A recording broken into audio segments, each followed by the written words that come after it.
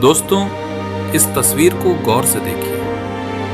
ये सिर्फ एक तस्वीर नहीं है, ये एक सवाल है। सोशल मीडिया पर ईरान की ओर से एक तस्वीर साझा की गई। दावा किया गया कि ये 160 स्कूली बच्चियों के लिए खुदी हुई सामूहिक कब्र है। रिपोर्ट्स में कहा गया कि एक स्कूल पर हमला हुआ और 160 मासूम बच्चियां मारी गईं। ये सिर्फ एक सैन्य कार्रवाई नहीं, बल्कि मानवता के लिए एक गहरा घाव है। ईरान में अंतिम संस्कार का मंजर, सैकड़ों ताबूत एक साथ रखे हुए, रोती हुई माताएं, खामोश खड़े पिता। कहा जा रहा है कि ये बच्चे पश्चिम एशिया के बढ़ते संघर्ष का शिकार बने। कैमरों में कैद ये दृश्य दिल दहला देने वाले हैं। लेकिन सवाल ये है, क्या ये युद्ध है या कुछ और?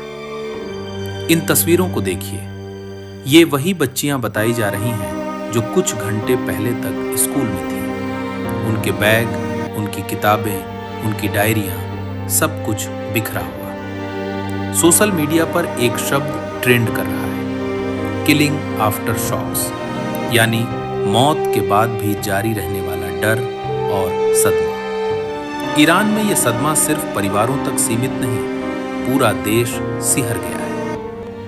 टाइम्स ऑफ इंडिया ने एक हेडलाइन में लिखा, गाजा से मीनाब तक। संदेश साफ था, दर्द की कहानी नई नहीं है, बस स्थान बदल जाता है। रिपोर्ट्स के मुताबिक मीनाब में एक स्कूल पर हमला हुआ और 160 लोगों की जान गई। अगर ये आंकड़ा सही है तो ये सिर्फ एक स्थानीय त्रासदी नहीं, ये अंतर्राष्ट्रीय जांच का विषय बन सकता है। देखिए इन माताओं का दर्द। उनके हाथों में अब सिर्फ तस्वीरें हैं, टूटे हुए खिलौने, बिखरी हुई कॉपियां। एक सवाल बार बार उठ रहा है, क्या यही है सभ्यता?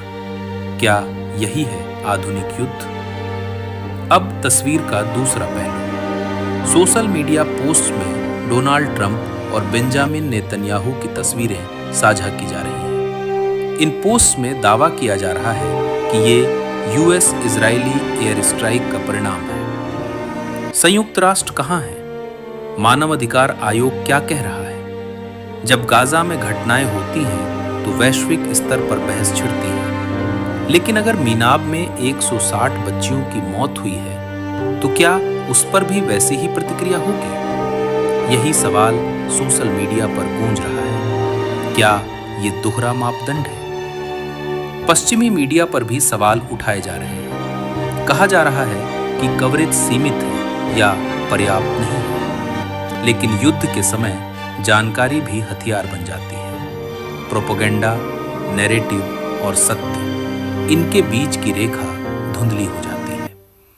सच क्या है? 160 बच्चियां एक स्कूल हमले में मारी गईं। क्या ये लक्षित सैन्य कार्रवाई थी या फिर सूचना युद्ध का हिस्सा?